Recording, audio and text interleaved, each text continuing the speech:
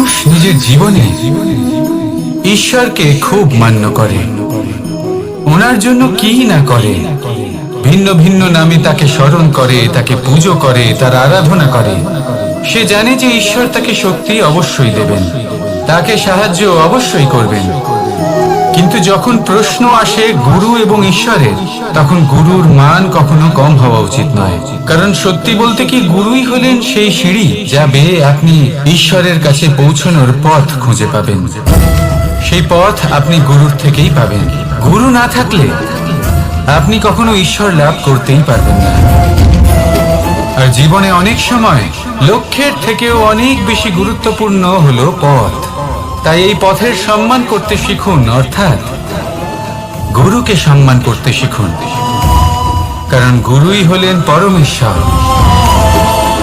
তাহলে আসুন আর আমার সাথে ভালোবেসে বলুন, রাধা রাধা। আপনার জীবনে আপনার প্রকৃত বন্ধু আসলে কে? আপনার সব থেকে শ্রেষ্ঠ মিত্র আসলে কে? তিনি যিনি সময় এলে পরে আপনাকে সাহায্য করেন, নাকি তিনি যিনি সময় এলে পরে আপনাকে অর্থ দেন? দেখুন, আমরা হলাম মানুষ, আমাদের জীবনে লেনদেন চলতেই থাকে। এটা আমাদের জীবনের অভিন্ন অংশ। কিন্তু অনেক সময় এমন হয় যে আমরা তাকেই নিজের প্রকৃত বন্ধু বলে মনে করি, যিনি আমাদের একটা বহুমূল্য উপহার দেন। ঠিক কিনা? এবার আপনার জীবনে সেই বহুমূল্য উপহার কোনটা? ওই অমূল্য মিত্র আসলে কে? সেই সিদ্ধান্ত হলো আপনার। কিন্তু যদি আপনি আমাকে জিজ্ঞেস করেন, তাহলে আমার মতে স্বর্ণ, হিরে, মুক্ত, ধন এগুলো বহুমূল্য নয়। বহুমূল্য হলো সঙ্গ, যখন আপনি একা হয়ে যাবেন। সময়, যখন আপনার তাকে প্রয়োজন হবে। সমর্পণ, যখন আপনার বিশ্বাসের প্রয়োজন পড়বে। যে মানুষ আপনার প্রতি এই 3 গুণ প্রদর্শন করেন, যিনি আপনার কঠিন সময়ে আপনাকে অবশ্যই সঙ্গ দেবেন, যখন আপনার প্রয়োজন পড়বে আপনাকে অবশ্যই সময় দেবেন, আপনার প্রতি সম্পূর্ণ সমর্পিত থাকবেন, সেই হলো আপনার আসল মিত্র, সেই হলো আপনার প্রকৃত বন্ধু। কারণ সত্যি বললে, বন্ধুত্বের অর্থই হলো নিজেকে সম্পূর্ণরূপে কারোর কাছে সমর্পণ করে দেওয়া। তাই আপনার সেই বন্ধুর জন্য নিজের প্রাণ উজাড় করে দিন আর ভালোবেসে বলুন, রাধা রাধা। মানুষ জীবনে 3টে কাজ অবশ্যই করে থাকে। কিছু দান করে, কিছু গ্রহণ করে, আর কিছু ত্যাগ করে দেয়। এটাও ভাবতে থাকে যে এটা করলে কিভাবে করবে। দেবার জন্য পর্যাপ্ত ধন নেই, নেবার জন্য সংসারে অত স্নেহ নেই, আর ত্যাগ করার জন্য জীবনে এত সুখই নেই, তাহলে কিভাবে করবে? আসলে আমরা বস্তুগত চাহিদা অর্জনে এত ব্যস্ত হয়ে পড়ি যে আমরা বুঝতেই পারি না যে কি নেবার আছে, কি দেবার আছে, আর কি ত্যাগ করার আছে। তাহলে আজ আমি আপনাকে বলি, মনে রাখবেন এই 3টে গুরুত্বপূর্ণ গুণ, 3টে গুরুত্বপূর্ণ কথা। দেবার জন্য আছে দান, নেবার মতো আছে জ্ঞান, আর ত্যাগ করার মতো আছে অহংকার। যখন আপনি দান করতে শিখে যাবেন, জ্ঞান অর্জন করার শক্তি আপনা থেকেই আপনার মধ্যে চলে আসবে। আর যখন এই জ্ঞান আপনার মধ্যে প্রবেশ করবে, অহংকার আপনা থেকেই আপনার থেকে দূরে চলে যাবে। যে ব্যক্তি এই 3-এর মধ্যে ভারসাম্য বজায় রাখতে পারে, তার বর্তমান, ভূত, ভবিষ্যৎ, লোক, পরলোক সবকিছু শুধরে যায়। যেই দিন আপনি দান করতে শিখে যাবেন, জ্ঞান আহরণ করতে শিখে যাবেন, অভিমান ত্যাগ করতে শিখে যাবেন, আপনার সর্বশক্তিশালী, সর্বশক্তিমান পরমেশ্বরেরও প্রয়োজন পড়বে না। কারণ তখন ঈশ্বর আপনার মধ্যেই বাস করবেন। তাহলে আসুন আর আমার সাথে ভালোবেসে বলুন, রাধা রাধা। জীবনে অনেক সময় সমস্যা আমাদের চারদিক থেকে ঘিরে ফেলে। এই সমস্যা নানান ধরনের হতে পারে। আর্থিক সমস্যা হতে পারে, পারিবারিক সমস্যা হতে পারে, কোনো সম্পর্ক নিয়ে সমস্যা হতে পারে, কখনো কোনো দৈনিক সমস্যা হতে পারে, কখনো কোনো দ্বন্দ্ব হতে পারে, অনেক সমস্যা হতে পারে, কিন্তু যখনই কোনো সমস্যা আসে আমাদের মনে তার জন্য একটা উত্তর অবশ্যই থেকে থাকে, যা আমাদের অন্তরে রয়েছে। একে আমরা বলি আত্মা। আত্মা হলো পরমাত্মারই রূপ, আর পরমাত্মা তা কখনোই কিছু অনুচিত চাইবে না, তাই তো? এই আত্মা খুব ভালো করে জানে যে কোনটা উচিত আর কোনটা অনুচিত। যদি আসল বিষয়ের কথা বলি, তাহলে আপনাকে নিজের মনকে বুঝতে হবে, কারণ আত্মা তো পরমাত্মা থেকেই আসে। কিন্তু এই মন মানুষ জন্ম থেকেই প্রাপ্ত করে, যার বিকাশ হয় এই সংসারকে দেখে। যেদিন আপনার এই মন আর আপনার এই আত্মা এই দুই এক হয়ে যাবে, আত্মসাৎ হয়ে যাবে, সেদিন আপনার জীবনে না কোনো সমস্যা থাকবে, না কোনো ঝঞ্ঝাট থাকবে, না কোনো সংকট থাকবে, কারণ আপনার কাছে সেই সমস্ত সমস্যার সমস্ত বিপদের সমাধান থাকবে, আর তাও আপনারই অন্তরে। তাহলে আসুন আর আমার সাথে ভালোবেসে বলুন, রাধা রাধা। ভক্তি আর শক্তি, এই দুইয়ের মধ্যে সম্পর্ক অত্যন্ত সরল। মানুষ ভক্তি করেন যাতে তিনি শক্তি লাভ করতে পারেন, আর শক্তি লাভ করার পরে ভক্তি ভাব ভুলে যান, আর শক্তির প্রতি আসক্তিতে মত্ত হয়ে যান, আর সেখান থেকেই তার বিনাশ শুরু হয়। কেন? কারণ ভক্তির দ্বারা প্রাপ্ত শক্তি অন্য কারোর হিতের জন্য ব্যবহার করতে হয়, অন্য কারোর মঙ্গল করার জন্য ব্যবহার করতে হয়, কারোর বিনাশের জন্য নয়। এবার যদি আমি আপনাদের একটা উদাহরণ দিয়ে বোঝাই, তাহলে কোদাল দিয়ে আমরা মাটি কোপাতে পারি, একটা গর্ত খুঁড়তে পারি, যাতে একটা নতুন বৃক্ষ জন্ম নিতে পারে, একটা বৃক্ষ যা অন্য জীবকে ফল প্রদান করবে, যাত্রীদের ছায়া প্রদান করবে। কিন্তু এই কোদালের ব্যবহার যদি আমরা অন্য কারোর ক্ষতি করার জন্য করি, তাহলে ক্ষতি শুধুমাত্র আমাদেরই হবে। তাই জীবনে যদি আপনি কোনো শক্তি লাভ করেন, হয়তো ভক্তির দ্বারা বা অন্য যেখান থেকেই হোক, তার সদ্ব্যবহার করতে শিখুন, নয়তো এই প্রাপ্ত শক্তি আপনার পতনের কারণ হয়ে দাঁড়াবে। তাহলে আসুন আমার সাথে ভালোবেসে বলুন, রাধা রাধা।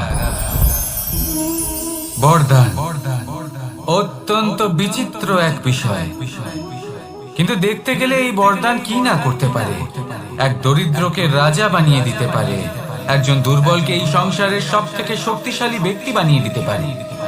কিন্তু আমরা ভুলে যাই এক অত্যন্ত গুরুত্বপূর্ণ কথা, বরদান এই শব্দের শেষে দান লুকিয়ে রয়েছে। এই দান কথাটা অত্যন্ত গুরুত্বপূর্ণ। আমাদের মনে রাখা উচিত এই বরদান আমরা দানে পেয়েছি, আর তাই তার সম্মান করা উচিত, কখনোই অহংকার করা নয়।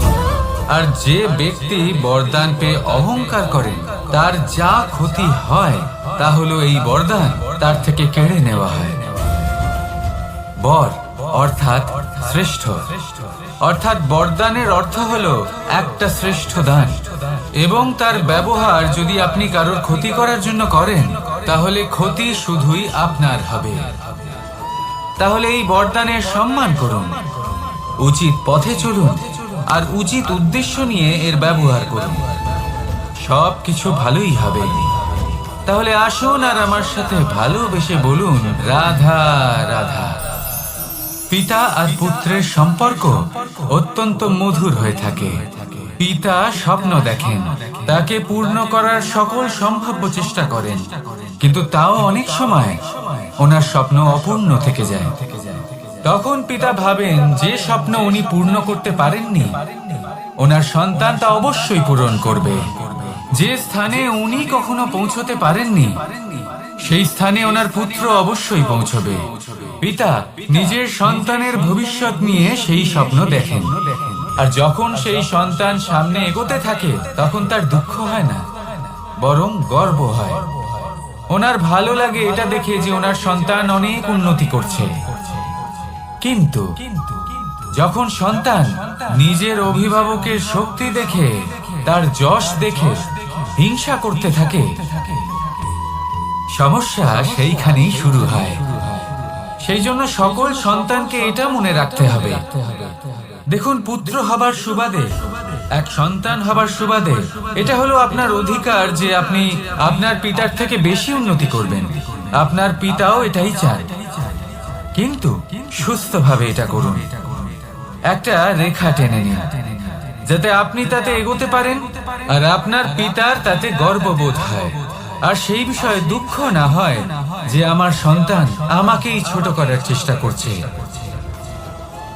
ইতিহাস সাক্ষী রয়েছে, যে মানুষ অন্য কাউকে ছোট করার চেষ্টা করেছেন সেই মানুষই ছোট হয়ে গেছেন।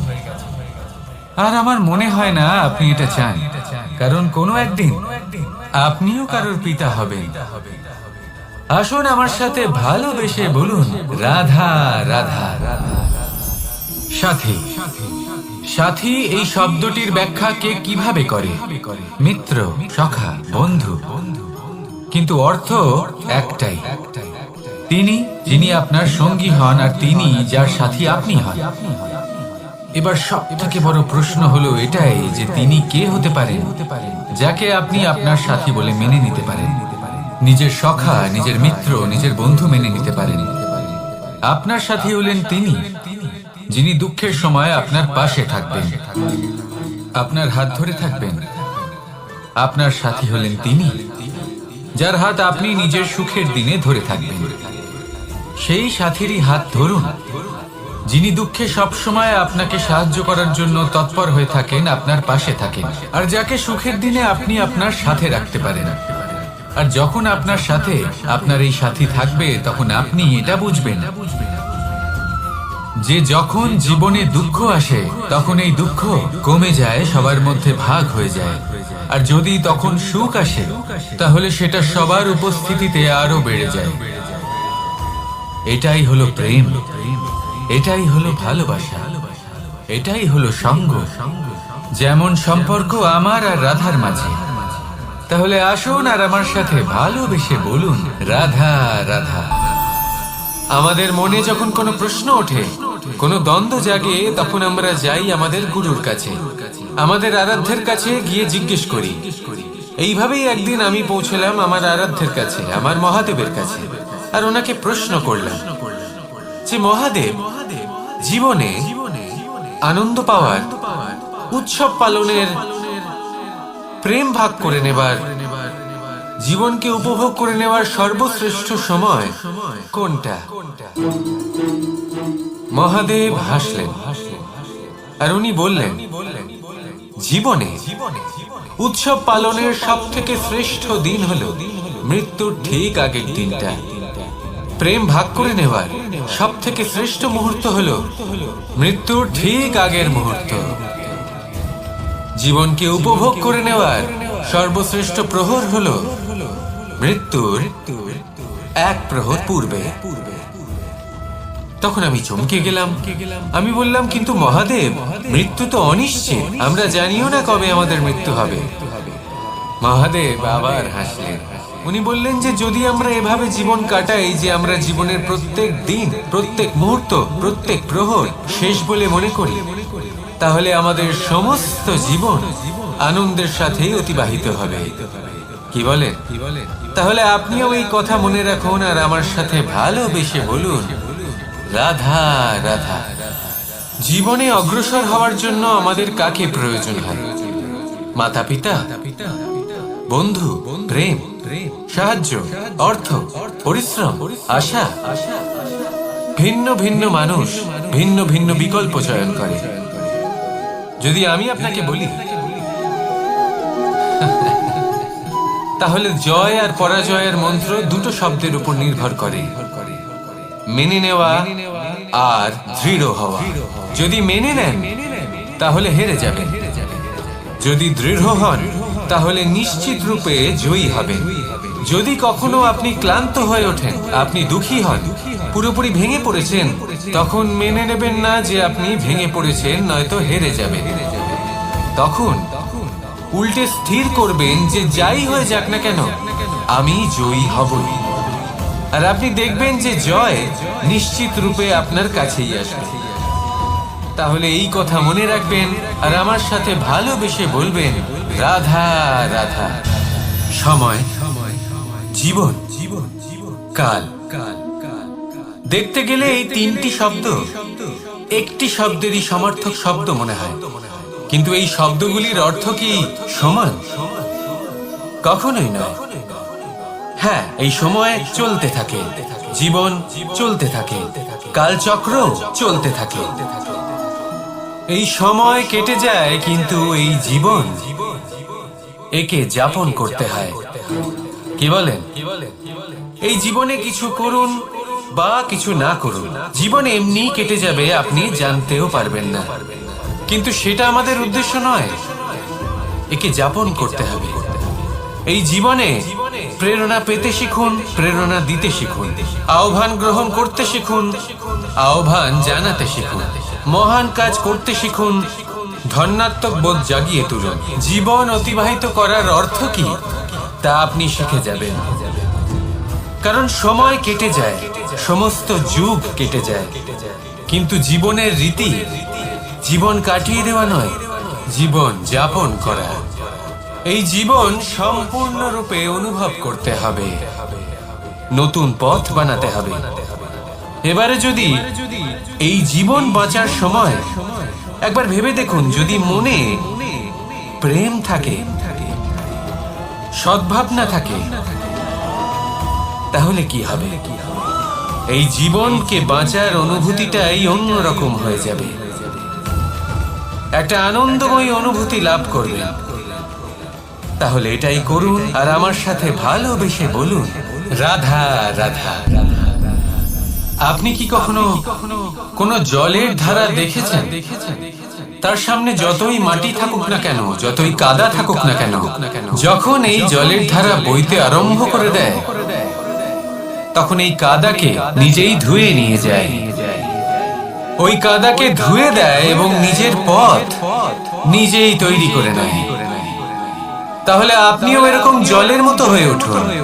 যদি হয়ে উঠতে পারেন, তাহলে নিজের মনে, নিজের ভাবনা, নিজের জীবনের যত অনাবশ্যক তত্ত্ব আছে, অনুপযোগী অংশ রয়েছে, অর্থাৎ অপরিষ্কার অংশ রয়েছে, তা নিজে থেকেই নির্মল হয়ে উঠবে। আর যেরকম জলের ধারা কখনো থেমে থাকে না, সব সময় বয়ে চলে, সেইভাবে আপনিও কখনোই থামবেন না, সবসময় বয়ে চলুন, এগোতে থাকুন। পথে যদি অনেক বিপদ আসে, সমস্যা আসে, থামবেন না, তার উপর নিরন্তর প্রহার করুন, নিরন্তর প্রয়াস করুন, আর অগ্রসর হন। আপনি ভেবে দেখুন, এই জলের ধারা কখনো থেমে থাকে না, সবসময় বয়ে চলে, বিপদের সম্মুখীন হয়ে তাকে সাথে বয়ে নিয়ে চলে। সেই জন্য জলের ধারা, প্রবাহমান এই ধারা, এর থেকে কখনো দুর্গন্ধ আসে না, এতে কখনো ময়লা জমতে পারে না, বরং পালিত হয় সুন্দর প্রাণবন্ত জীবজন্তু, যেমন সুন্দর ছোট মাছ। তাই আপনিও এটাই করুন, কখনো থামবেন না, শুধু চলতে থাকুন, জলের ধারার মতো বইতে থাকুন। আপনি আপনার লক্ষ্য অবশ্যই খুঁজে পাবেন, আর তার সাথে নিজের অন্তরের যে মালিন্য রয়েছে, তা আপনি নিজেই নিজের থেকে দূরে করে দেবেন। তাহলে আসুন আর আমার সাথে ভালোবেসে বলুন, রাধা রাধা। এবার অনেক সময় মানুষের মনে এরকম প্রশ্ন আসে যে এই সংসারে সব থেকে বড় বিপদ কি? কেউ বলে ধর্ম সংকট, আবার কেউ বলে প্রাণের উপর আসা সংকট। প্রত্যেক মানুষের জীবনে বিভিন্ন সংকট আসে, আর এই সমস্ত সংকট অত্যন্ত বিচিত্র হতে পারে। এই সমস্ত সংসার হলো সংকট দ্বারা পরিপূর্ণ। ঠিক আছে, আপনাকে একটা উদাহরণ দিই। একজন ধনী ব্যক্তি, এবার ওনার জীবনে সংকট কি হতে পারে? সংকট এটাই যে কেউ তার সম্পত্তি চুরি না করে নেয়, আমরা বুঝতে পারছি। এবার একজন চোর, তার জীবনে সংকট কি হতে পারে? যে চুরি করার সময় সে যদি তার একটা কাশি চাপতে না পারে, তাহলে সে ধরা পড়ে যেতে পারে, ঠিক কিনা? আবার অনেক সময় এমনও হয় যে যার জন্য আমি সংকট, সেও আমার কাছে সংকট। যেমন এই পরিস্থিতিতে দেখুন, সংকট হলো সংকট, এ তো জীবনে থাকবে, কিন্তু এর সম্মুখীন কিভাবে হওয়া যায়? খুব সরল। সব এটার উপর নির্ভর করে, মনের উপর। এই মনকে নিয়ন্ত্রণ করলে সব ঠিক থাকবে। এবার যদি ধনী ব্যক্তি মনকে নিয়ন্ত্রণ করে ফেলেন, নিজের অর্থের ব্যবহার শুভ কাজের জন্য, সমাজের সেবার জন্য বিকাশ করতে করেন, ওই অর্থকে একত্রিত করে না রাখেন, তাহলে চুরির সমস্যা, এই সংকট সেখানেই কেটে যাবে। এবার যদি কথা বলি সেই চোরের, তাহলে চোর যদি নিজের মনকে সংযত করে নেয়, যদি নিজের কর্মকে নিয়ন্ত্রণ করতে পারে, তাহলে এমন কোনো স্বর নেই, এমন কোনো স্বর নেই যা ওকে ধরা পড়তে বাধ্য করবে।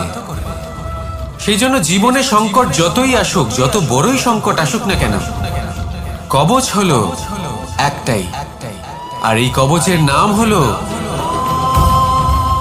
আত্মনিয়ন্ত্রণ। নিজের মনকে নিয়ন্ত্রণে রাখতে শিখুন। এটা নিজের জীবনে প্রয়োগ করে তো দেখুন।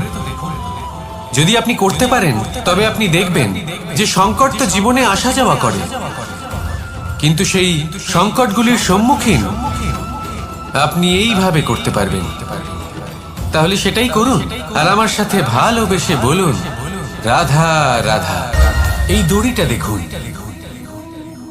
ছোট ছোট রেশম দ্বারা তৈরি, এটা সরু সুতো দ্বারা তৈরি হয়েছে এটা, আর এ অত্যন্ত কোমলও বটে। আর আপনি চাইলে এটা সোজাও করে দিতে পারেন, আর চাইলে এটা বেঁকিয়েও দিতে পারেন, আর যদি চান তাহলে এটা গোল গোল করে বেঁধে কোথাও রেখেও দিতে পারেন। এবার এই কোমল দড়ি যদি কোনো নিষ্ঠুর কঠিন পাথরে বারংবার জড়িয়ে দেওয়া হয়, তাহলেও তাকেও কাটতে পারে, নিজের ছাপ ছেড়ে যেতে পারে, সেটার আকারও বদলে ফেলতে পারে। এবার এর কারণ কি? এর কারণ হলো অভ্যাস আর নিরন্তর প্রচেষ্টা। যদি আপনিও চেষ্টা করেন আর নিরন্তর কর্ম করে যান, তাহলে আপনার প্রারব্ধ পাথরের মতো কঠিনই হোক না কেন, তাতে ভাঙন ধরিয়েও আপনি নিজের লক্ষ্যে অবশ্যই পৌঁছতে পারবেন। একটা গুরুত্বপূর্ণ কথা মনে রাখবেন, সুকর্মের অভ্যাস আর নিরন্তর প্রয়াস, এই হলো সাফল্যের মন্ত্র। তাহলে জীবনে এই মন্ত্র আনুন, আর আমার সাথে ভালোবেসে বলুন, রাধা রাধা।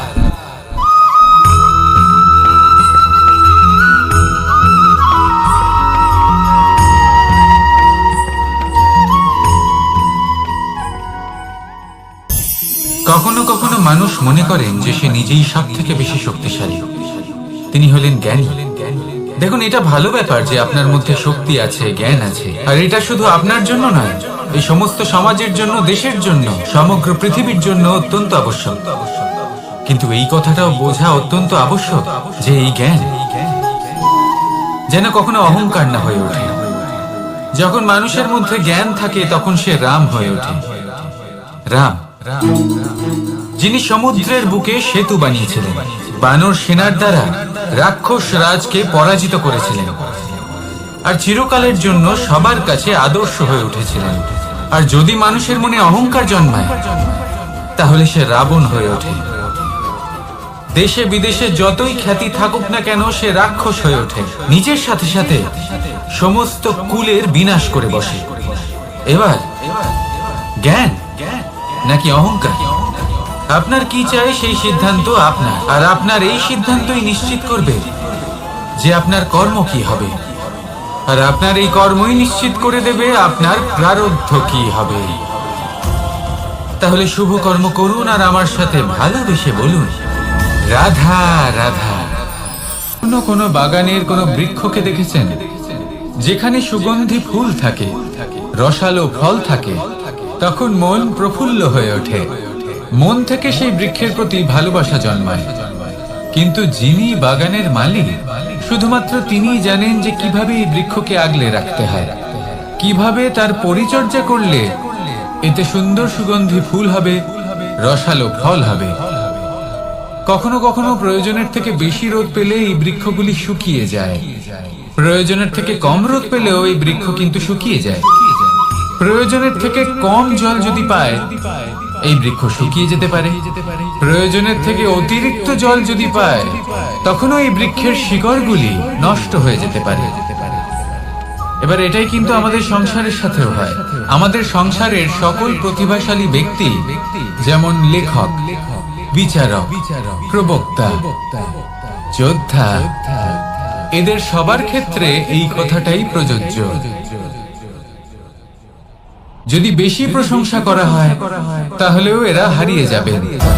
প্রয়োজনের থেকে বেশি যদি নিন্দা করা হয়, তখনও তারা নত হয়ে পড়বে।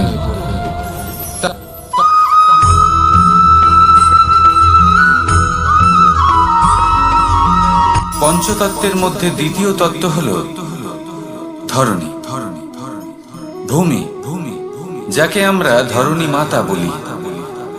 এই ধরণী ধৈর্য ধারণ করে, আর এর উপরেই আমাদের সমগ্র সংসার নির্ভরশীল। কারণ এই ভূমি সহ্য ক্ষমতা রাখে। এর সহ্য ক্ষমতা হলো অপরিসীম। সন্তান যতই আঘাত প্রদান করুক না কেন, প্রেম পূর্বক সহ্য করে, আর তার বদলে অমূল্য রত্ন প্রদান করে। সন্তান যদি হাল চালায়, তাহলে তার বদলে তাকে অন্ন প্রদান করে। এটাই হলো ধরণী। এবার এর থেকে আমরা কি শিক্ষা পেতে পারি?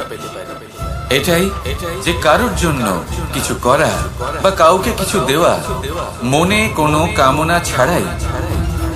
আর এই কথাটা বুঝে যান, যদি কারোর জন্য কামনা না রেখে বা কোনো পাওয়ার আশা না রেখে কারোর জন্য কিছু করেন বা কারোকে কিছু দেন, যদি এটা আপনি শিখতে পারেন, তবে আপনি ভালোবাসতে শিখে গেছেন। আর সেই জন্যই এই ধরিত্রীকে মাতা বলা হয়। কারণ মাতা শুধু উনি নন যিনি গর্ভে সন্তানকে ধারণ করেন, মাতা তো উনিও যিনি জীবন বাঁচতে শেখান, যিনি জীবন বাঁচার উদাহরণ প্রদান করেন। তাহলে ধরণীর থেকে এই নিঃস্বার্থ ভাব শিখুন, নিঃস্বার্থ ভালোবাসা শিখুন, আর এই ভালোবাসার সাথেই বলুন রাধা রাধা।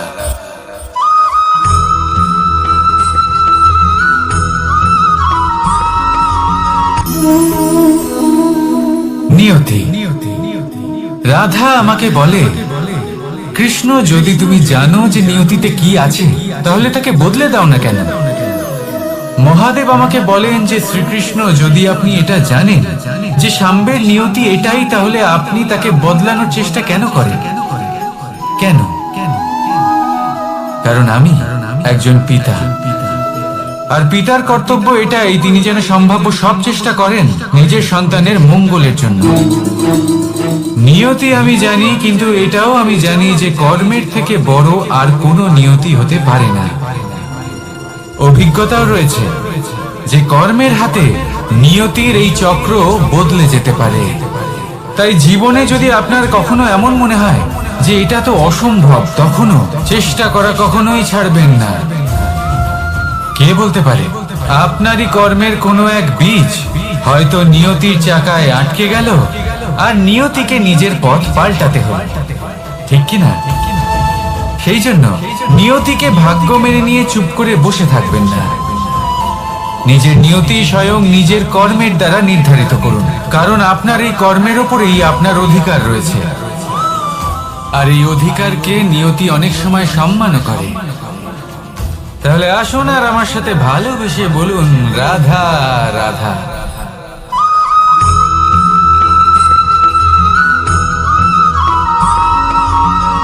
মানুষ ভাবেন যে ধন অর্জন করা হলো অত্যন্ত গুরুত্বপূর্ণ। তিনি আজীবন ধন অর্জন করতে থাকেন, ধন অর্জন করার চেষ্টা করতে থাকেন। সে যাই হয়ে যাক না কেন, পরিশ্রম করতে থাকেন। স্বাস্থ্যের দিকে নজর দেন না, না উচিত সময় খাবার খান, না উচিত সময় ঘুমোতে যান, না পর্যাপ্ত সময় পর্যন্ত ঘুমোন, কিছুই না। ধন অর্জন করতেই থাকেন, করতেই থাকেন। আর কিছু সময় পরে যখন তিনি অসংখ্য ধন লাভ করে ফেলেন, তখন তার সাথে ওনার শরীরে অনেক রোগ বাসা বাঁধে।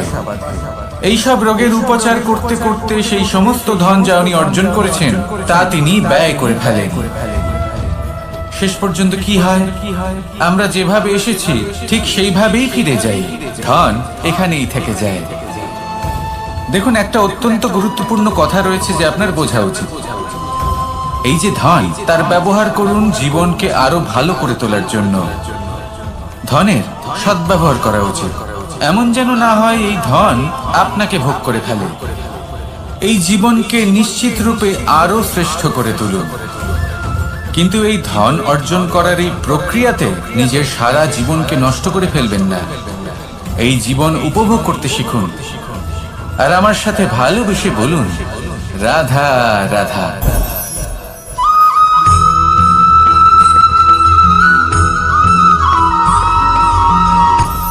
আপনি কখনো পর্বতের শিখরে উঠেছেন? আপনি দেখতে পাবেন পর্বতের পদতলে প্রচুর সুন্দর ফুল রয়েছে, সবুজ বনানী রয়েছে। যত আপনি উপরে উঠতে থাকবেন তত ফুল কমতে থাকবে, সবুজ বনানী কমতে থাকবে। আরো কিছুটা উপরে উঠলে কাঁটা জাতীয় গাছ দেখতে পাবেন, শুকনো গাছ দেখতে পাবেন। আরো যদি উপরে ওঠেন তাহলে পাষাণ দেখতে পাবেন। আরো উপরে উঠলে হিমখণ্ড দেখতে পাবেন। এই যে পর্বত, তা মনুষ্য জীবনের সব থেকে উত্তম উদাহরণ। মানুষ যখন সাফল্যের শিখরে পৌঁছতে চান, মহানুভবতার শিখরে পৌঁছতে চান, পথে যত আস্তে আস্তে উপরে উঠতে থাকেন ততই ভৌতিক বস্তু তার থেকে বিচ্ছিন্ন হতে থাকে। যদি তিনি সেই ভৌতিক বস্তুগুলি ত্যাগ না করতে পারেন তাহলে কখনোই সেই স্থানে পৌঁছতে পারবেন না। আর মানুষ যদি উচিত ত্যাগ করতে পারেন, পথে অগ্রসর হতে থাকেন, এগোতে থাকেন, তাহলে একদিন না একদিন তিনি মহানুভবতার, জ্ঞানের, সাফল্যের হিমের স্বাদ অবশ্যই লাভ করবেন। মনে রাখবেন, মানব জীবনে ত্যাগ হলো অত্যন্ত গুরুত্বপূর্ণ অংশ। আসুন আমার সাথে ভালোবেসে বলুন, রাধা রাধা।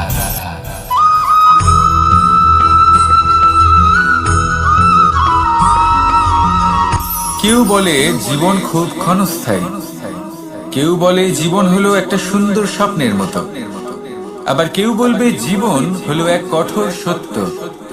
কিন্তু জীবন আসলে কি? জীবন হলো আপনারই প্রতিবিম্ব, একটা দর্পণ। অর্থাৎ আপনি জীবনকে সেইভাবেই পাবেন যেরকম আপনি নিজেকে প্রতিপন্ন করবেন। যদি আপনি দর্পণের দিকে তাকিয়ে হাসেন তাহলে আপনি সামনে হাসি মুখী দেখতে পাবেন। এবার যদি আপনি গম্ভীর হয়ে থাকেন তাহলে আপনি একজন রুষ্ট ব্যক্তি দেখতে পাবেন। শেষে সব থেকে বেশি গুরুত্বপূর্ণ হলো আপনার চেষ্টা। আপনাকে সবসময় চেষ্টা করতে হবে যাতে আপনি নিজেকে প্রসন্ন এবং ইতিবাচক মনোভাবে রাখেন। এটা হলো আপনারই উত্তরদায়িত্ব, তাকে পালন করুন। এই মনকে প্রসন্ন রাখুন, এই সংসারকে সুন্দর বলে মনে হবে। আর এই মন প্রসন্ন হয়ে বলবে, রাধা রাধা।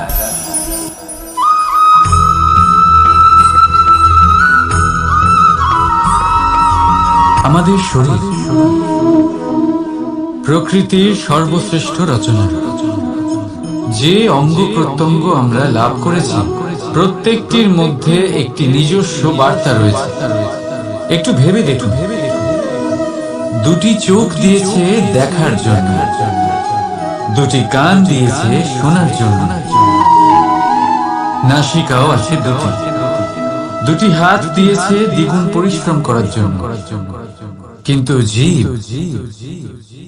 শুধুমাত্র একটি।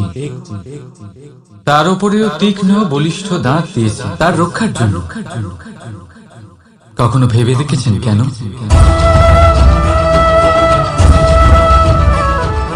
কারণ শব্দ আর শব্দের প্রয়োগ মানুষের সবচেয়ে বড় অস্ত্র, যার প্রয়োগ যত ভেবে চিন্তে করা যায় মানুষ তার জীবনে ততটাই উপরে উঠতে পারে।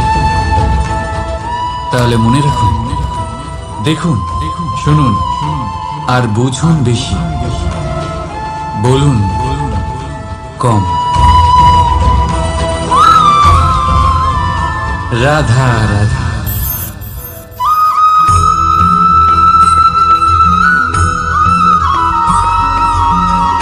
জীবন কিসের উপর নির্ভরশীল? ধনের উপর। বৈভবের অনুভব যদি আপনি করতে চান তাহলে তা পাবেন শুধু একতার দ্বারা, সংগঠনের দ্বারা। যদি আপনাকে উদাহরণ দিই, নিজের এই হাতটাকে দেখুন। 5টা আঙুল রয়েছে। কোনো একটা বস্তুকে নিজের একটা আঙুল দ্বারা তুলে ধরার চেষ্টা করে দেখুন, বড়ই কষ্ট হবে। তখন আপনি বুঝতে পারবেন যখন এই 5টি আঙুল একত্রিত হয় তখন কোনো কাজ কতটা সহজ হতে পারে। এটাই হলো শক্তি একতার। সব থেকে ভালো উদাহরণ যদি আপনাকে দিই তাহলে বাঁশি। এই বাঁশি থেকে অত্যন্ত মধুর সুর নির্গত হয় যা সবার মন প্রসন্ন করে দেয়। এই কথা সত্যি, কিন্তু এই বাঁশি আমি একটা বা দুটো আঙুল দিয়ে বাজাতে পারবো না। আমাকে প্রত্যেকটা আঙুল ব্যবহার করতেই হবে, তবেই এর থেকে মধুর সুর নির্গত হবে যা সকলকে প্রসন্ন করবে, ঠিক কিনা? ঠিক এইভাবেই যদি আপনি চান যে আপনার জীবনরূপী বাঁশি থেকেও মধুর সুর নির্গত হোক বা সবার মনকে প্রসন্ন করে তুলুক, তাহলে আপনাকেও জীবনে একতা নিয়ে আসতেই হবে। আপনি একাও কর্ম করতে পারেন, পথ চলতেও পারেন, সামনেও এগোতে পারেন, সাফল্যও লাভ করতে পারেন। কিন্তু যখন সকলে একসাথে এগোবেন, সেই পথে চলবেন, সেই কর্মই করবেন, তখন লক্ষ্যে অবশ্যই পৌঁছবেন, সাফল্য অবশ্যই লাভ করবেন। কিন্তু সেই সাফল্য এবং তার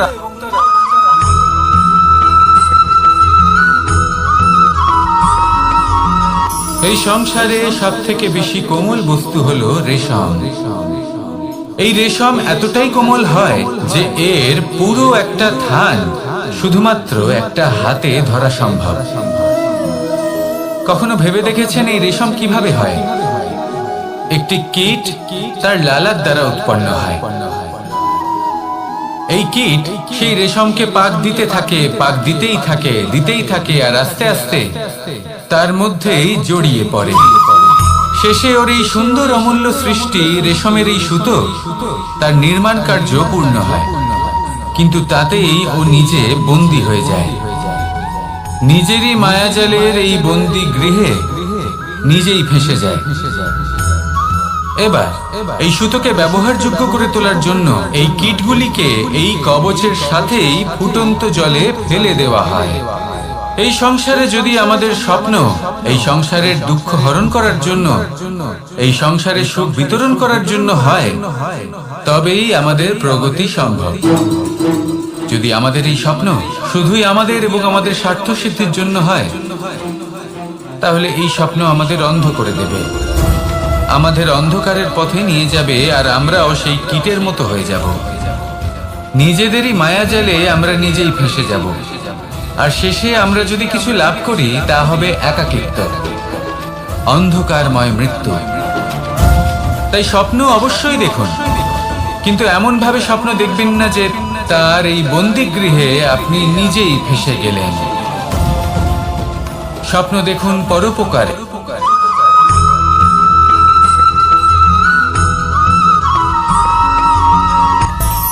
মানুষের মধ্যে একটা বিচিত্র প্রবৃত্তি থাকে, অন্য সকলের বিষয়ে, তাদের জীবনের বিষয়ে, তাদের ব্যক্তিত্বের বিষয়ে, তাদের ভবিষ্যতের বিষয়ে অনুমান করা। এটা হলো অনুচিত। কারোর অতীতকালকে দেখে লোকে ভবিষ্যৎ বলে দিতে পারেন, বর্তমানকে দেখে ভবিষ্যতের বিষয়ে অনুমান করে ফেলেন। উদাহরণ দিতে হলে বলবো, কোনো দাসকে দেখুন, ওকে দেখে লোকে বলে যে ওর ভবিষ্যৎ সেটাই হতে পারে, অনুমান করে ফেলেন। আর এই রাজাকে দেখুন, উনি তো কত সুখী হবেন, উনি তো জগতের সব থেকে অধিক সুখী মানুষ, কত সুখ সুবিধা আছে ওনার কাছে, ধারণা করে ফেলেন। তবে সত্য তো এটাই যে কারোর ব্যক্তিত্বের বিষয়ে, তাদের ভবিষ্যতের বিষয়ে আপনি পূর্ণ সত্য কখনোই বলতে পারবেন না, শুধু অনুমান করতে পারবেন। আর এই অনুমান করে সত্যি কোনো লাভ হয় না, কারণ এই কাল সেটা হলো অত্যন্ত শক্তিশালী। কালো থেকে কালোতর কয়লাকেও হিরেতে পরিণত করতে পারে, অনেক বড় বড় রাজাকেও বিদূষক বানিয়ে ফেলতে পারে এক মুহূর্তেই। তাহলে আপনি অনুমান করে কি লাভ? কি পেলেন অনুমান করে? সেই জন্য কারোর বিষয়ে কোনো অনুমান করবেন না, তার ভবিষ্যতের বিষয়ে অনুমান করতে যাবেন না, কারোর বিষয়ে কোনো ধারণা করে নেবেন না। কিছু করতে হলে ভালোবাসুন, সবার মধ্যে ভালোবাসা ছড়ান, সবার মধ্যে ধন্যাত্মক ভাব ছড়ান। এই মন প্রসন্ন হয়ে বলবে রাধা রাধা।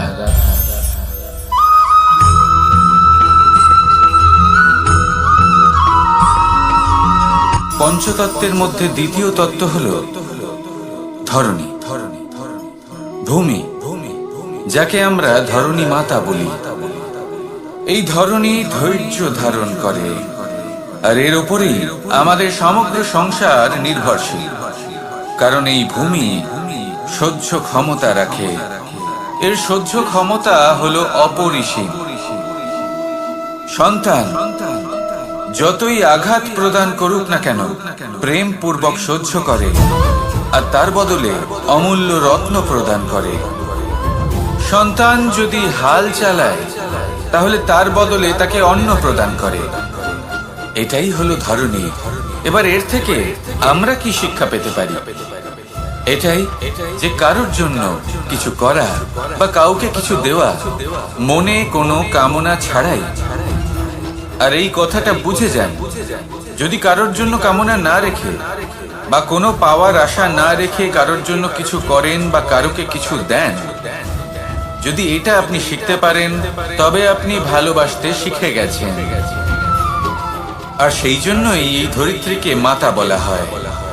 কারণ মাতা শুধু উনি নন যিনি গর্ভে সন্তানকে ধারণ করেন, মাতা তো উনিও যিনি জীবন বাঁচতে শেখান, যিনি জীবন বাঁচার উদাহরণ প্রদান করেন। তাহলে ধরণীর থেকে এই নিঃস্বার্থ ভাব শিখুন, নিঃস্বার্থ ভালোবাসা শিখুন, আর এই ভালোবাসার সাথেই বলুন রাধা রাধা।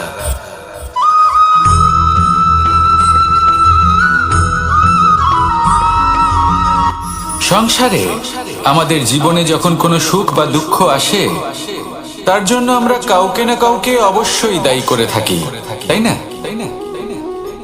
এই ব্যক্তি আমাদের সাথে এরকম কাজ করেছেন, তাই আমার সাথে এমন হলো। ওই ব্যক্তি যদি এমনটা না করতেন, তাহলে আজ আমি ওই স্থানে পৌঁছতে পারতাম।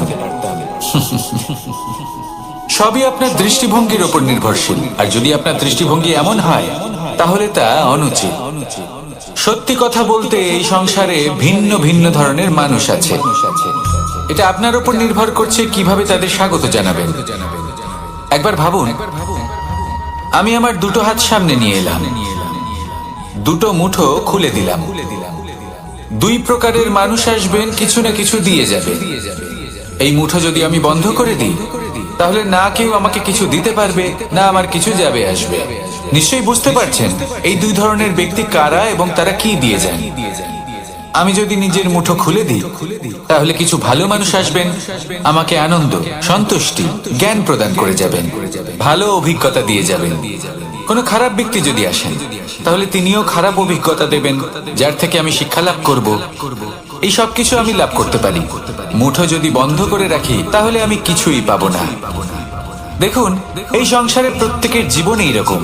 প্রত্যেকের জীবনে সবকিছুই আছে, ভালো খারাপ দুই মানুষই আছে। ভালো অভিজ্ঞতা আছে, খারাপ অভিজ্ঞতা আছে। নির্ভর করছে আপনার উপর যে আপনি কি করবেন, এনাদের স্বাগত কিভাবে জানাবেন, কার থেকে কি বুঝবেন, কি শিখতে পারবেন, আর কোন দৃষ্টিভঙ্গি নিয়ে অগ্রসর হবেন।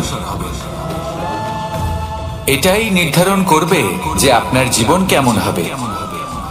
আসুন আমার সাথে ভালোবেসে বলুন রাধা রাধা।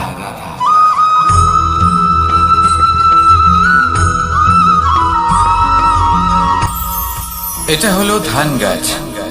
এর থেকে যে চাল উৎপন্ন হয় তা মানুষ গ্রহণ করে। আর এটা কি? এ হলো জংলি ঘাস। একবার ভেবে দেখুন, যদি এই জংলি ঘাস ধান গাছের আশেপাশে থাকে, তাহলে কি হবে? ধান উৎপন্ন হতে পারবে? তা উৎকৃষ্ট হতে পারবে? আমরা কি তা গ্রহণ করতে পারবো? কখনোই নয়। এই জংলি ঘাস ধানকে নষ্ট করে দেবে, কিন্তু নিজে জীবিত থাকবে। এটাই হলো আজকের শিক্ষা।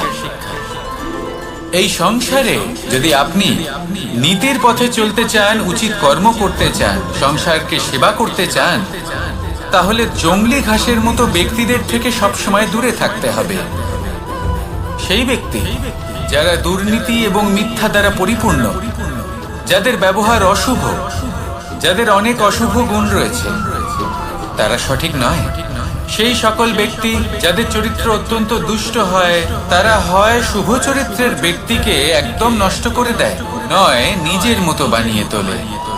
তাই যদি আপনি নীতির পথে চলতে চান, এই সংসারের জন্য শুভ কর্ম করতে চান, তাহলে সেই সঙ্গ লাভ করুন যে সঙ্গ জ্ঞানে পরিপূর্ণ, যাদের মধ্যে অনেক গুণ আছে, যাদের থেকে প্রতিদিন কিছু শিখতে পারবেন।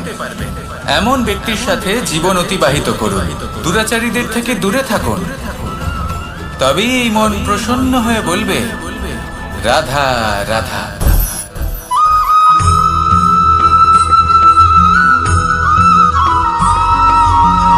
মানুষের মানসিকতা এমন হয় যে সে যতটা করে আশা করে যে তার থেকে অনেক বেশি তার বদলে সে পাবে। দেখুন, সবকিছুই আপনার ভাবনা চিন্তার উপর নির্ভর করছে। আপনি যদি ফলের বিষয়ে ভেবে কর্ম করতে থাকেন, তাহলে সেটা অনুচিত।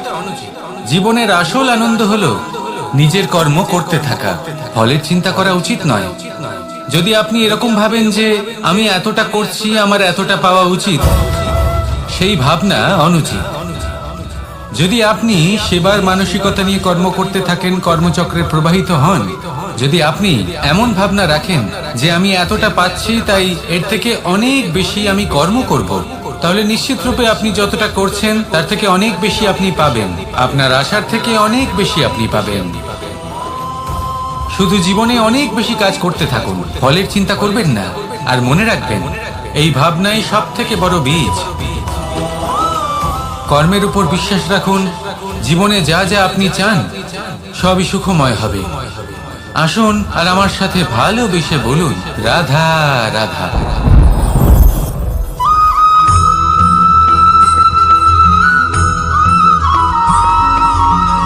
আপনি কখনো কোনো বাজকে নিজের বাসা বানাতে দেখেছেন?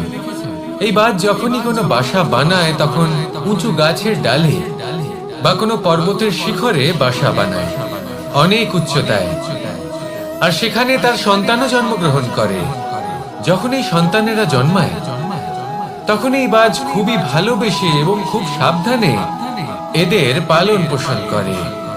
নিজের ঠোঁট দিয়ে তাদের ঠোঁটে খাবার পরিবেশন করে। কিন্তু যেই সেই সন্তানেরা হৃষ্টপুষ্ট হয়ে যায় এবং সেই কথা বাজ নিজে বুঝতে পেরে যায়, সেই বাজ নিজেই সেই বাসা ছিন্ন ভিন্ন করে দেয়। সেই সন্তান যাদের সবেমাত্র ডানা গজিয়েছে, কিভাবে উঠতে হয় তারা জানে না, সেই সন্তানগুলিকে উচ্চতা থেকে ঠেলে দেয়। সেই সন্তান প্রথমে ভয়ভীত হয়ে যায়। তারা সামনে মৃত্যুকে দেখতে পেয়ে ভয়ের কারণে তাদের ডানা ঝাপটাতে থাকে। আর সেই প্রক্রিয়াতেই সেই সন্তানগুলি উড়তে শুরু করে দেয়। এবার এই ঘটনায় আমরা কি শিক্ষা পেতে পারি? এটাই, যদি আপনি মাতা পিতা হন, তাহলে নিজের সন্তানকে অবশ্যই স্নেহ করুন, কিন্তু তাদেরকে নিজের আঁচলের তলায় বেঁধে রাখবেন না। যদি আপনি চান আপনার সন্তান জীবনে উন্নতি করুক, তাহলে নিজের মুঠো থেকে তাদের স্বতন্ত্র করে দিন। এই সংসারে সংঘর্ষ করতে দিন। সেই সন্তান নিজেই বুঝতে পারবে যে জন্মের সময় পাওয়া ডানা কি করে ব্যবহার করতে হয়। আর আপনার চোখের সামনে আপনার সন্তান এই আকাশে উড়তে থাকবে। তাহলে আসুন আমার সাথে ভালোবেসে বলুন, রাধা রাধা।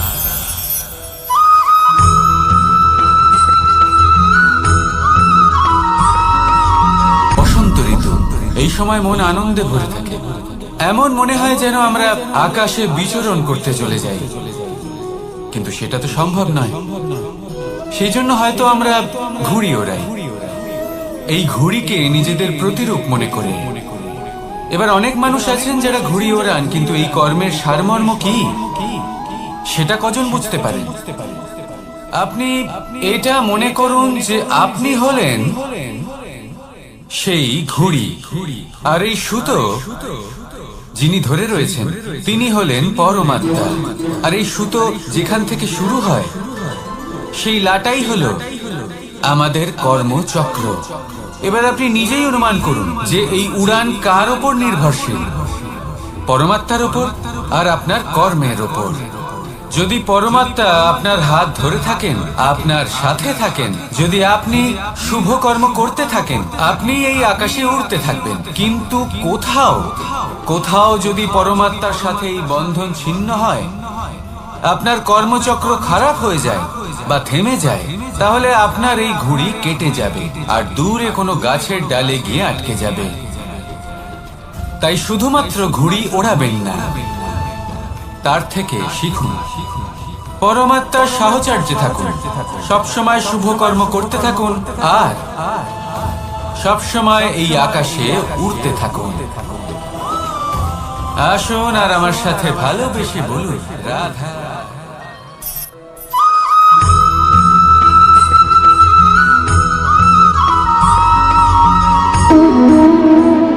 সম্পর্ক হলো আমাদের জীবনের একটি আধার।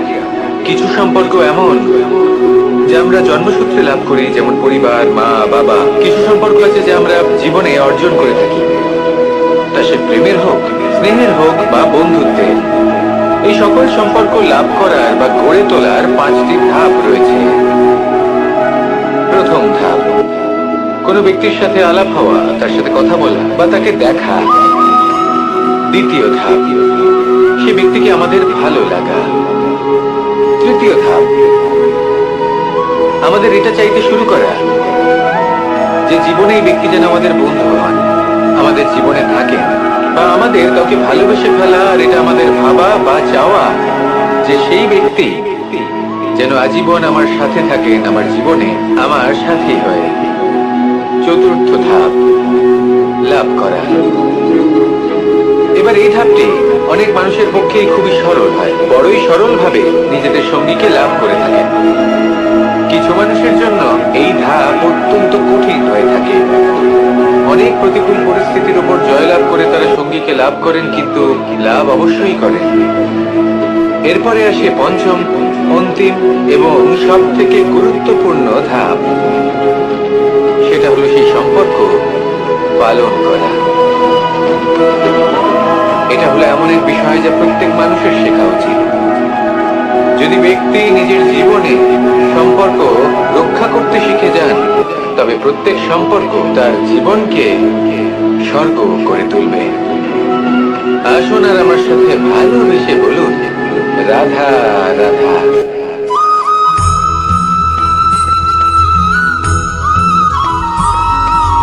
জীবনে যখন কোনো ব্যক্তি নিজের লক্ষ্য প্রাপ্তির জন্য নিরন্তর পরিশ্রম করতে থাকেন, চেষ্টা করতে থাকেন, তখন তিনি কষ্ট অনুভব করেন। কখনো শারীরিক কষ্ট, কখনো মানসিক কষ্ট। এবার উনি এটা ভাবতে থাকেন যে আমি কি উচিত করছি নাকি অনুচিত করছি। কারণ অন্যদিকে এমন একজন ব্যক্তিও আছেন যিনি একদমই পরিশ্রম চেষ্টা করছেন না। তিনি মদিরা পান করেন, বিলাসিতায় জীবন কাটান, অলস প্রকৃতির হয়ে ওঠেন, নিদ্রাতে বিলীন হয়ে থাকেন আর ভাবেন যে তিনি সুখ লাভ করছেন। কিন্তু এরকম কেন হয়? কারণ যখন আমরা সৎ পথে থাকি, উচিত পথে চলি, লক্ষ্য প্রাপ্ত করার জন্য চেষ্টা করতে থাকি, তখন আমাদের ভেতরে থাকা নেতিবাচক শক্তি এবং পাপ এই দেহকে ত্যাগ করে দেয়। আর এই অনুভূতিটাই আমাদের দুঃখের অনুভূতি দেয়, কষ্ট দেয়। এবার সেখানে যদি আমরা কুপথে চলি, অনুচিত পথে চলতে থাকি, তাহলে আমাদের ভেতরে থাকা পুণ্য এবং ধনাত্মক শক্তি আমাদের দেহ ত্যাগ করে দেয়। আর এই অনুভূতির কারণেই আমরা সুখ অনুভব করি। কিন্তু কখনো ভাববেন যে এই সুখ বেশি সময় পর্যন্ত থাকে না। সেই জন্য সবসময় মনে রাখবেন, যদি আপনি জানেন যে এটাই আপনার লক্ষ্য, এটাই উচিত পথ, শুভ পথ, তাতে নিরন্তরভাবে এগিয়ে যেতে চেষ্টা করতে থাকুন। এই কষ্ট আপনাকে সুখের পরাকাষ্ঠায় কখন পৌঁছে দেবে তা আপনি জানতেই পারবেন না। আসুন আমার সাথে ভালোবেসে বলুন, রাধা রাধা।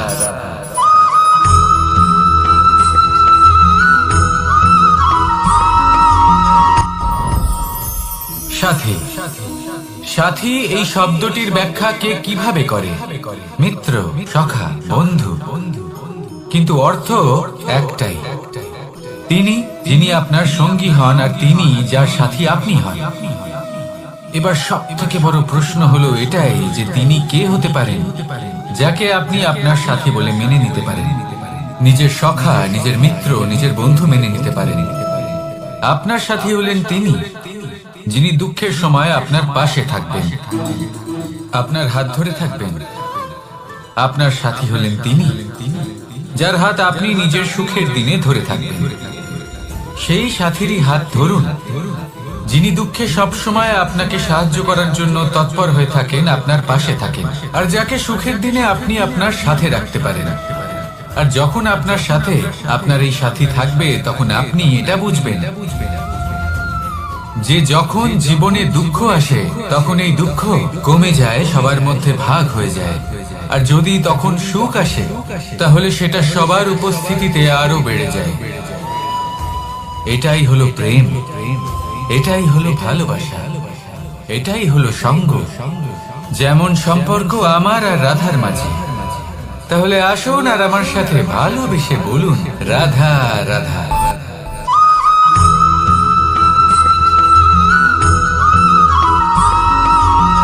পঞ্চতত্ত্বের মধ্যে দ্বিতীয় তত্ত্ব হলো ধরণী, ভূমি, যাকে আমরা ধরণী মাতা বলি। এই ধরণী ধৈর্য ধারণ করে, আর এর উপরে আমাদের সমগ্র সংসার নির্ভরশীল। কারণ এই ভূমি সহ্য ক্ষমতা রাখে, এর সহ্য ক্ষমতা হলো অপরিসীম। সন্তান যতই আঘাত প্রদান করুক না কেন প্রেম পূর্বক সহ্য করে, আর তার বদলে অমূল্য রত্ন প্রদান করে। সন্তান যদি হাল চালায় তাহলে তার বদলে তাকে অন্ন প্রদান করে। এটাই হলো ধরণী। এবার এর থেকে আমরা কি শিক্ষা পেতে পারি?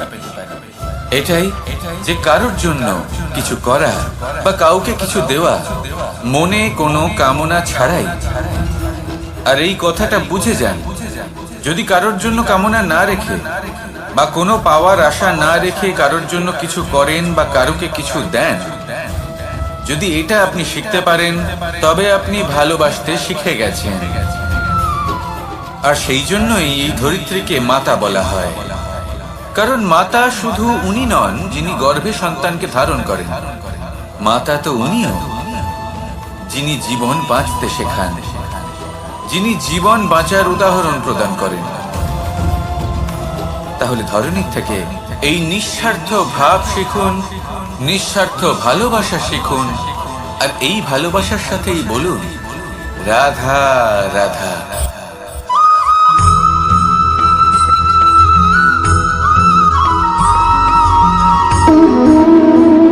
সম্পর্ক হলো আমাদের জীবনের একটি আধার। কিছু সম্পর্ক এমন যা আমরা জন্মসূত্রে লাভ করি, যেমন পরিবার, মা, বাবা। কিছু সম্পর্ক আছে যে আমরা জীবনে অর্জন করে থাকি, তা সে প্রেমের হোক, স্নেহের হোক বা বন্ধুত্বের। এই সকল সম্পর্ক লাভ করার বা গড়ে তোলার 5টি ধাপ রয়েছে। প্রথম ধাপ, কোনো ব্যক্তির সাথে আলাপ হওয়া, তার সাথে কথা বলা বা তাকে দেখা। দ্বিতীয় ধাপ, সে ব্যক্তিকে আমাদের ভালো লাগা। তৃতীয় ধাপ, আমাদের এটা চাইতে শুরু করা যে জীবনে এই ব্যক্তি যেন আমাদের বন্ধু হন, আমাদের জীবনে থাকেন, বা আমাদের কাউকে ভালোবেসে ফেলা। আর এটা আমাদের ভাবা বা চাওয়া যে সেই ব্যক্তি যেন আজীবন আমার সাথে থাকেন, আমার জীবনে আমার সাথী হয়ে। চতুর্থ ধাপ, লাভ করা। এবার এই ধাপটি অনেক মানুষের পক্ষে খুবই সরল হয়, বড়ই সরল ভাবে নিজেদের সঙ্গীকে লাভ করে থাকে। কিছু মানুষের জন্য এই ধাপ অত্যন্ত কঠিন হয়ে থাকে। অনেক প্রতিকূল পরিস্থিতির উপর জয়লাভ করে তারা সঙ্গীকে লাভ করেন, কিন্তু লাভ অবশ্যই করেন। এরপরে আসে পঞ্চম, অন্তিম এবং সব থেকে গুরুত্বপূর্ণ ধাপ। সেটা হলো সেই সম্পর্ক পালন করা। এটা হলো এমন এক বিষয় যা প্রত্যেক মানুষের শেখা উচিত। যদি ব্যক্তি নিজের জীবনে সম্পর্ক রক্ষা করতে শিখে যান, তবে প্রত্যেক সম্পর্ক তার জীবনকে স্বর্গ করে তুলবে। আসুন আর আমার সাথে ভালোবেসে বলুন রাধা রাধা।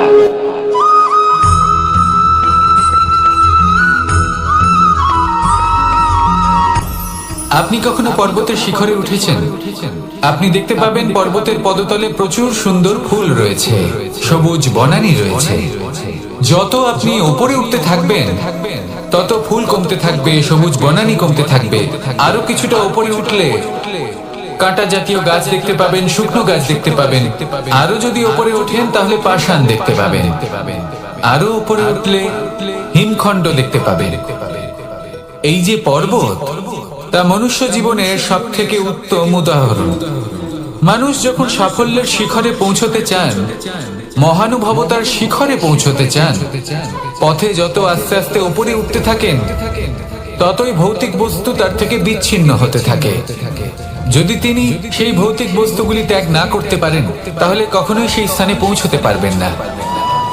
আর মানুষ যদি উচিত ত্যাগ করতে পারেন, পথে অগ্রসর হতে থাকেন, এগোতে থাকেন, তাহলে একদিন না একদিন তিনি মহানুভবতার, জ্ঞানের, সাফল্যের হিমের স্বাদ অবশ্যই লাভ করবেন। মনে রাখবেন, মানব জীবনে ত্যাগ হলো অত্যন্ত গুরুত্বপূর্ণ অংশ। আসুন আমার সাথে ভালোবেসে বলুন, রাধা রাধা।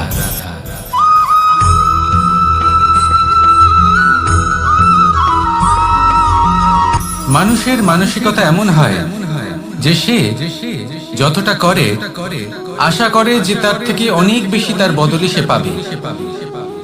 দেখুন, সবকিছুই আপনার ভাবনা চিন্তার উপর নির্ভর করছে। আপনি যদি ফলের বিষয়ে ভেবে কর্ম করতে থাকেন তাহলে সেটা অনুচিত। জীবনের আসল আনন্দ হলো নিজের কর্ম করতে থাকা, ফলের চিন্তা করা উচিত নয়। যদি আপনি এরকম ভাবেন যে আমি এতটা করছি, আমার এতটা পাওয়া উচিত, সেই ভাবনা অনুচিত।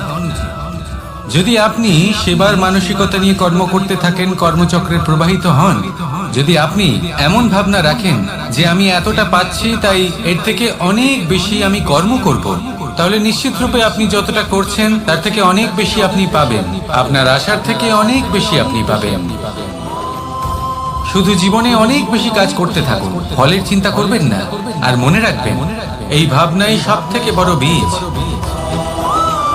কর্মের উপর বিশ্বাস রাখুন, জীবনে যা যা আপনি চান সবই সুখময় হবে। আসুন আর আমার সাথে ভালোবেসে বলুন, রাধা রাধা।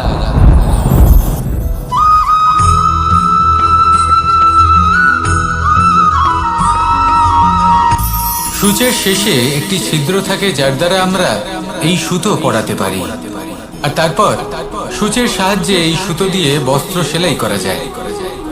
কিন্তু যদি সুতোটা সোজা করে ধরা না হয় তাহলে সূচে কখনো এই সুতো পরানোই সম্ভব নয়। যদি এতে কোনো গিঁট পড়ে তখন তা কখনোই এই ছিদ্র দ্বারা প্রবেশ করা সম্ভব নয়। ঠিক এইভাবেই যদি আপনি কারোর জীবনে প্রবেশ করতে চান, কারোর অন্তরে প্রবেশ করতে চান, তাহলে আপনাকেও সহজ থাকতে হবে। এতে কোনো গিঁট থাকলে চলবে না, অর্থাৎ মনে যাতে কোনো মালিন্য না থাকে, যেন কোনো কুচিন্তা না থাকে। যদি এসব থাকে তাহলে আপনি কখনো কারোর জীবনে প্রবেশ করতে পারবেন না। আর যদি কোনোভাবে আপনি প্রবেশ করেও যান তাহলে তার মনে ঘর করতে পারবেন না। নিজেকে এই সুতোর মতন করে তুলুন, সহজ। মনে যেন কোনো কুচিন্তা না থাকে, সবার প্রতি যেন সদ্ভাবনা থাকে, শুভ চিন্তা থাকে। এমনটা করতে থাকুন। এমন একটা দিন আসবে যেদিন এই সমস্ত সংসারের ব্যক্তির মনে আপনি বাস করবেন, আর তখন এই মন প্রসন্ন হয়ে বলবে, রাধা রাধা।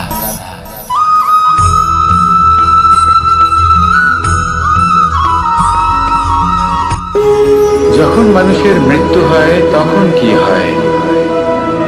অনেক সংখ্যক মানুষ শোক পালন করতে চলে আসেন। যে ব্যক্তি মৃত্যু লাভ করেছেন তার অনেক বস্তু থাকে যেগুলো তার প্রিয়, যেগুলো তিনি ব্যবহার করেছেন। তার শয্যা, তার বস্ত্র, তার আভূষণ সবকিছু তার থেকে বিচ্ছিন্ন করা হয় এবং খালি হাতে তাকে শ্মশানের উদ্দেশ্যে রওনা করা হয়। আমি আপনাকে এই প্রশ্ন করতে চাই, আপনি এই সংসারে কি অর্জন করেছেন? ধন সম্পত্তি, বস্ত্র, আভূষণ, এই সব কিছু যে আপনি অর্জন করেছেন, আপনার মৃত্যুর পরে তা আপনার থেকে দূর হয়ে যাবে। এর উত্তর হলো একটাই, আপনার কর্ম। শুধু সেটাই আছে যা একান্ত আপনার, আর শুধু সেটাই এই সংসার থেকে চলে যাওয়ার পরেও সংসারেই জীবিত থাকবে। যদি আপনি দুষ্কর্ম করেন, তাহলে এই সংসার আপনাকে একটি অনুচিত উদাহরণ হিসেবে মনে রাখবে যে এই ব্যক্তি খুব পাপী ছিল, অনুচিত কর্ম করতেন। যে পথে তিনি চলেছেন সেই পথে কারোর চলা উচিত নয়। সেখানেই যদি আপনি সৎকর্ম করেন তাহলে সংসার চিরকাল এটাই বলবে যে খুব ভালো মানুষ ছিলেন, সবাইকে ভালোবাসতেন, সবাইকে সাহায্য করতেন, আমার খুব প্রিয় মানুষ ছিলেন। এটাই হলো শ্রেষ্ঠ কর্ম। সেই জন্য জীবনে শুধুমাত্র ধন সম্পত্তি আভূষণ এই সব অর্জন করতে গিয়ে নিজের মনোনিবেশ করবেন না। শ্রেষ্ঠ কর্ম করুন। সংসার থেকে চলে যাওয়ার পরেও এই কর্মই এই সংসারে আপনাকে জীবিত রাখবে। আসুন আমার সাথে ভালোবেসে বলুন, রাধা রাধা রাধা।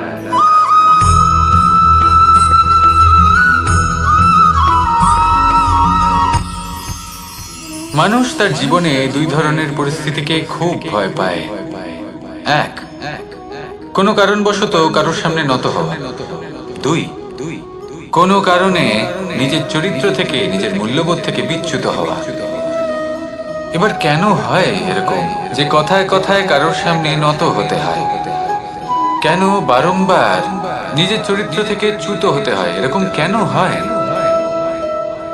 এটা তখনই হয় যখন আমাদের শিক্ষা এবং মূল্যবোধের অভাব থাকে। যদি মানুষের মধ্যে প্রকৃত শিক্ষা থাকে তাহলে এই সংসারে কোনো সময় এবং কারোর সামনেই নত হওয়ার কোনো প্রয়োজন নেই। যদি মানুষের মধ্যে মূল্যবোধ থাকে তাহলে তাকে নিজের মূল্যবোধ বা চরিত্র থেকে বিচ্যুত হতে হয় না, তা সে যাই হয়ে যাক না কেন। কোনো বালককে যদি জন্ম থেকেই সুশিক্ষার অধিকারী করা হয়, শিক্ষিত করা হয়, মূল্যবোধের অধিকারী করা হয়, তবে সে এই সংসারে এমন কর্ম করবে যাতে সে নিজেকে, নিজের পরিবারকে, সমগ্র সমাজকে গর্বিত করতে পারে। শিক্ষা লাভ করুন, মূল্যবোধ লাভ করুন এবং আমার সাথে ভালোবেসে বলুন, রাধা রাধা।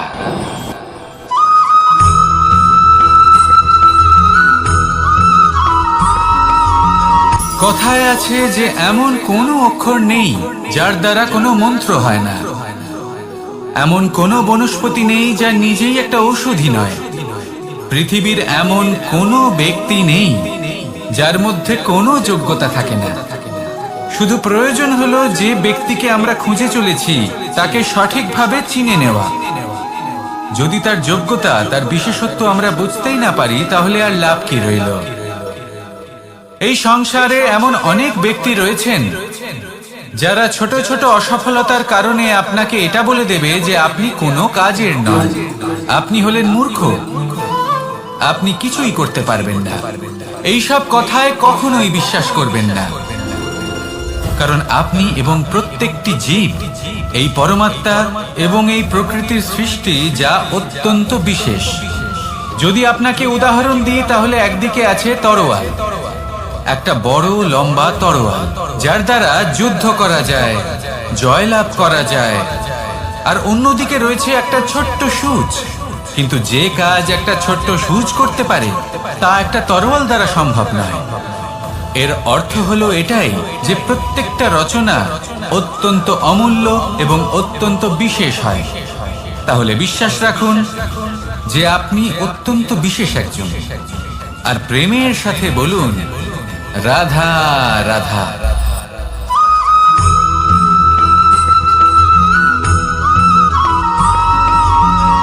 এই সংসারে কোনো বস্তু হোক বা ব্যক্তি হোক, তার একার গুরুত্ব কিন্তু খুব বেশি নয়।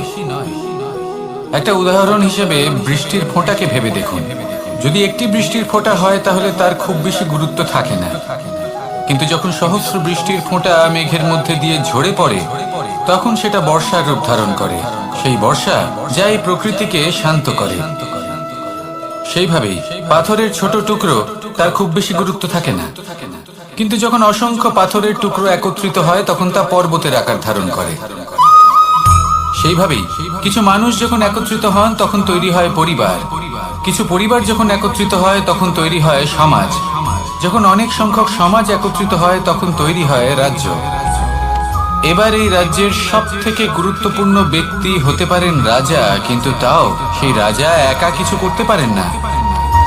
যুদ্ধ লড়ার সময় তারও নিজের সৈন্যদলকে প্রয়োজন পড়ে। কিন্তু এই সংসারে এমন একজন ব্যক্তি আছেন যিনি একাই সব কাজ করতে থাকেন, এবং সেই ব্যক্তি হলেন মা। আমাদের জীবনে একজন পিতার ভূমিকা কিন্তু নিঃসন্দেহে অমূল্য, কিন্তু আমাদের সকলের জীবনে যে ভূমিকা একজন মায়ের তা অন্য কারোর থাকে না। একজন মা একাই সন্তানকে বড় করতে পারেন, সংস্কারী করে তুলতে পারেন, তার জন্য পরিশ্রম করেন। আর এত কিছু কাজ করার পরেও তার কাজের জন্য তিনি প্রশংসা অবশ্য পান না। উল্টে যদি সেই সন্তান অনুচিত পথে চালিত হয়, অনুচিত কর্ম করে, তখন সেই মাকেই অপবাদের পাত্র হয়ে উঠতে হয়। আমাদের জীবনে মায়ের যোগদান কতটা সেটা বুঝুন। আপনাকে বড় করে তোলার জন্য উনি কতটা পরিশ্রম করেছেন সেটা বুঝুন। আজ থেকে, এখন থেকে, এই মুহূর্ত থেকে মাকে সম্মান করতে শিখুন। যখন সময় পাবেন, যখন সুযোগ হবে, তখন তার প্রশংসা করুন, ওনারও ভালো লাগবে। আর মায়ের এই মমতার জন্য, তার এই ভূমিকার জন্য আসুন সবাই মিলে আমরা তাকে প্রণাম করি, আর সকলে মিলে ভালোবেসে বলি রাধা রাধা।